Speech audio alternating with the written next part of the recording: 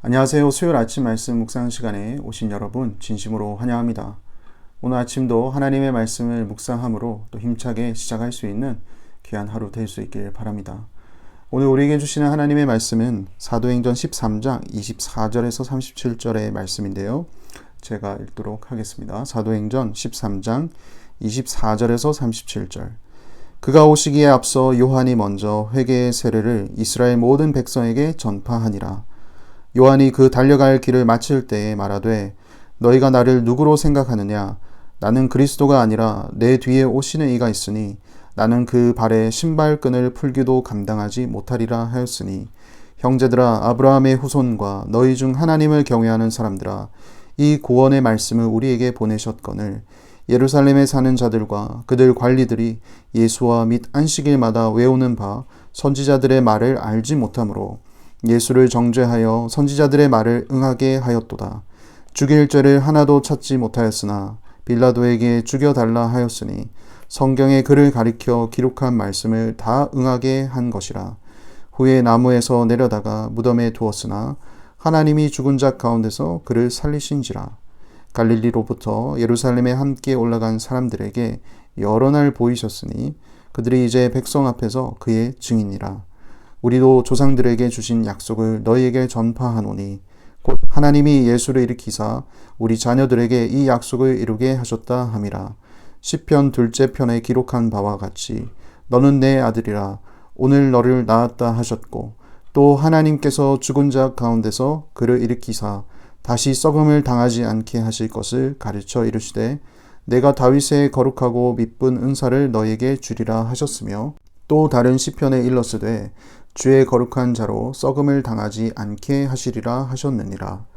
다윗은 당시 하나님의 뜻을 따라 섬기다가 잠들어 그 조상들과 함께 묻혀 썩음을 당하였으되 하나님께서 살리신 이는 썩음을 당하지 아니하였나니. 아멘. 비시디아 안디옥에 도착한 사도 바울 일행은 안식일에 회당에 들어갔습니다. 거기서 구약의 성경의 말씀을 읽은 후에 회당장들이 거기 참여한 사람들 중 혹 권면할 사람이 있는지 물었습니다. 그 기회를 놓치지 않고 사도 바울은 일어나 손짓하며 하나님의 말씀을 증거하기 시작했는데요. 먼저 사도 바울은 이스라엘의 역사를 짚어가며 하나님이 얼마나 이스라엘 백성들을 위해 신실하게 일하셨는지를 증거했습니다. 그리고 하나님의 마음에 합한 왕 다윗에게 메시아가 오실 것이라는 것을 약속하신 말씀을 한 뒤 그는 곧바로 그 메시아가 바로 예수다라고 담대하게 증거했습니다. 그리고 오늘 본문에 이르러서는 그 예수가 어떠한 분이신지, 왜 메시아인지에 대해서 설명하고 있는데요. 오늘 본문 24절과 25절 말씀입니다. 그가 오시기에 앞서 요한이 먼저 회개의 세례를 이스라엘 모든 백성에게 전파하니라. 요한이 그 달려갈 길을 마칠 때에 말하되 너희가 나를 누구로 생각하느냐? 나는 그리스도가 아니라 내 뒤에 오시는 이가 있으니 나는 그 발에 신발끈을 풀기도 감당하지 못하리라 하였으니. 예수님의 그리스도 되심을 설명하기 위해 세례 요한의 예를 들며 설명합니다. 세례 요한은 당시에 모든 사람들이 존경하는 선지자였습니다.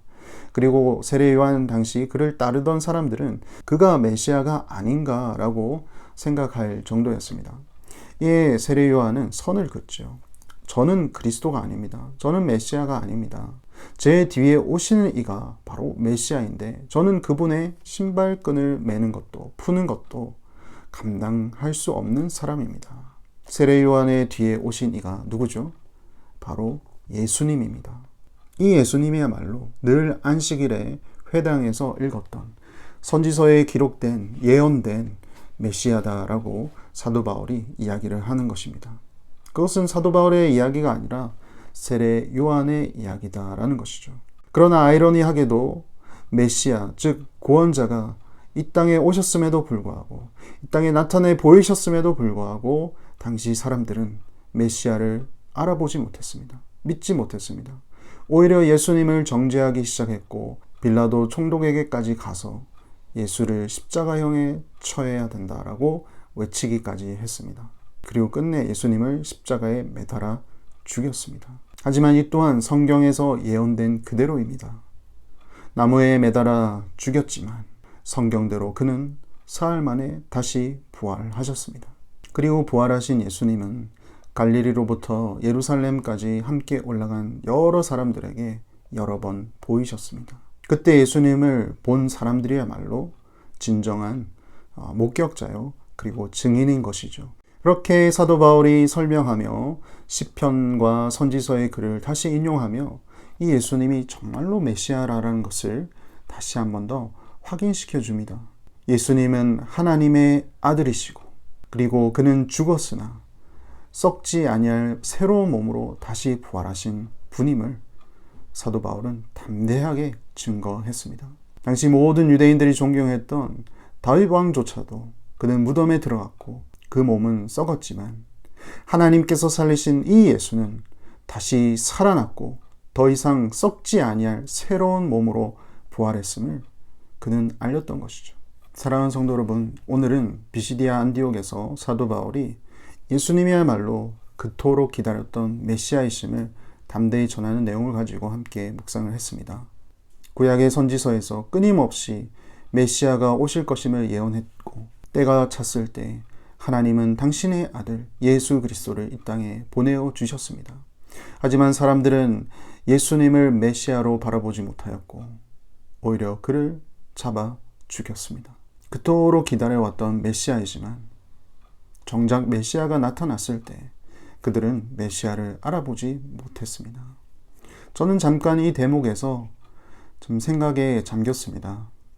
오늘날 우리가 예수님을 믿는다고는 하지만 정말 예수님께서 우리의 삶 가운데 역사하시고 나의 삶을 이끄시고자 하실 그 순간에 나는 과연 예수님을 외면하고 있지는 않은가? 마치 유대인들이 메시아를 기다렸지만 정작 메시아가 왔을 때 메시아를 알아보지 못했던 것처럼 나의 삶 가운데 예수님이 나의 삶을 이끄시고자 하는 그 순간 예수님을 외면하고 있지는 않은가? 여러분은 어떠신가요? 나의 삶 가운데 예수님은 정말 나의 인생의 주인이야 라고 혹은 입술로만 그렇게 고백하고 있지 않은가요? 정작 예수님이 나의 삶을 주관하시고 이끄시고자 하실 때에는 예수님이 없는 것처럼 외면하고 있지는 않는가요? 만약 그러하다면 오늘 한번 그 예수님을 깊이 한번 만나는 시간이 되었으면 합니다. 여전히 나를 기다리시고 나를 만나시기를 원하시는 그 예수님을 외면하지 마시고 진심으로 만날 수 있는 그런 시간이 되었으면 합니다. 함께 기도하겠습니다.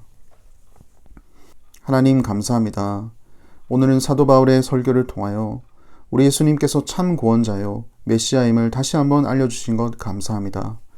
사람들은 그토록 말씀을 들으며 메시아가 오기를 기다렸지만 정작 그 메시아가 왔을 때 그들은 외면하였고 오히려 십자가에 매달아 죽였던 것을 봅니다. 혹여나 우리의 모습이 그런 건 아닌지 한번 생각하게 됩니다. 하나님, 우리가 입술로만 예수님을 살아계신 하나님의 아들이라고 말하는 자들 되지 않게 하여 주시옵소서.